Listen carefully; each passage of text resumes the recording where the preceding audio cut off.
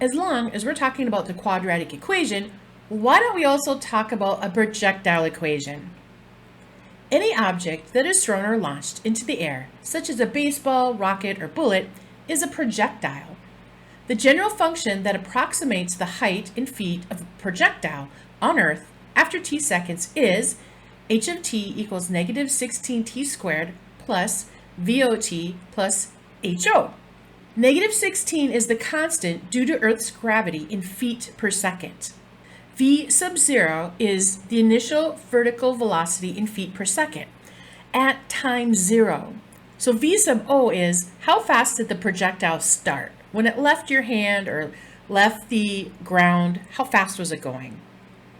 H sub O is the initial height in feet at time 0.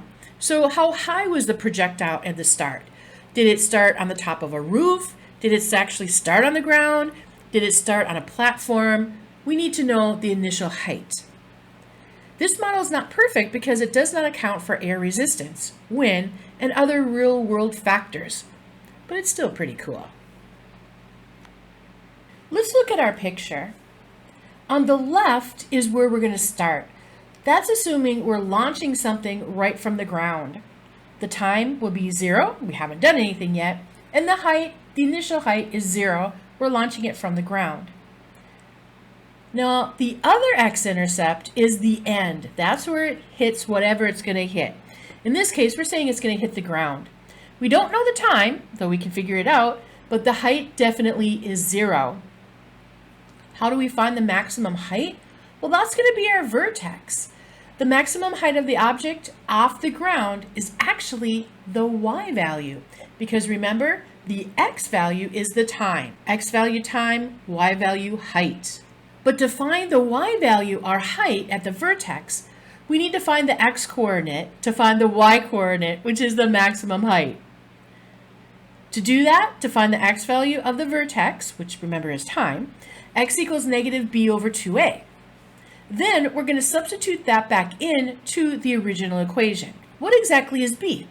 Well, let's go way back up here and you see that b is 968. What's a?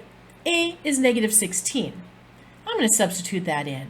The 2 is actually part of my formula. And as I keep solving, I notice that x is going to be 30.25 seconds.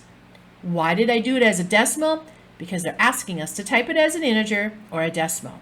But we're not done yet, because it took 30.25 seconds for the bullet to hit the maximum height. What is the maximum height? Well, they give us this formula, and we're going to put that in for x. As we continue, we can see that the maximum height at 30.25 seconds is 14,641. Okay, that wasn't too bad. The time when the bullet hits the ground? Well, remember, when the bullet hits the ground, the height is 0. Our next task is to find the time at height 0. We're going to take our equation. When I look at this, I can see I have 2 terms, not 3 terms. If I had 3 terms, I'd factor it for sure. But since I only have 2 terms, let's see if we have a greatest common factor. Negative 16t squared is negative 1 times 2 times 2 times 2 times 2 times t times t. And 968t is 2 times 2 times 2 times t times 121.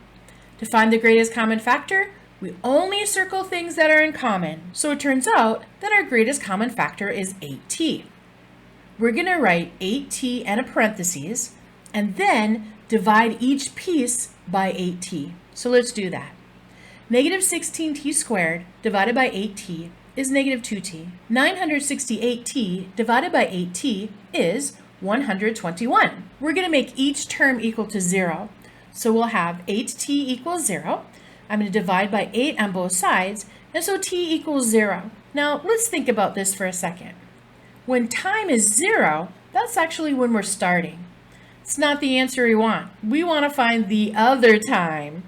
So we're going to make negative 2t plus 121 equals 0. Subtract 121. We end up with negative 2t equals negative 121. Divide by negative 2.